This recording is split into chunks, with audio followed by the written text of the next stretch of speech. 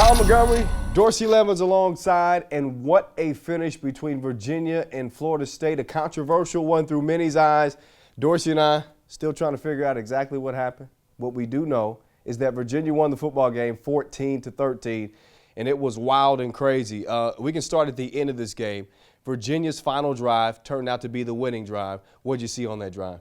They moved the ball in the last 2 minutes of the game, something they weren't able to do in the first 58 minutes of the game against Florida State's vaunted defense. But Michael Rocco pulls it together.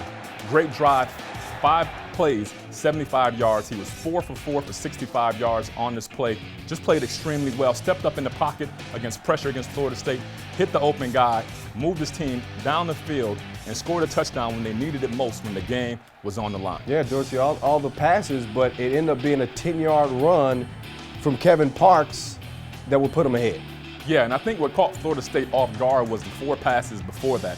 They moved the ball so well throwing the ball, I think Florida State anticipated a throw, and they ran the ball right up the gut 10 yards for a touchdown. Funny thing, Dorsey, that was only the beginning. It would get much, much crazier from there. Florida State football, 4th and 1 here. Virginia with a chance to pretty much seal the deal. E.J. Manuel sacked, first look, but there's a flag. As you can see, there's some mustard on the field. Face mask called on Cam Johnson, 15-yard penalty. Florida State opted to run the football, use their last timeout, so they were trying to get a quick out route here. This initially called a catch. It was reversed, incomplete pass. What do you think?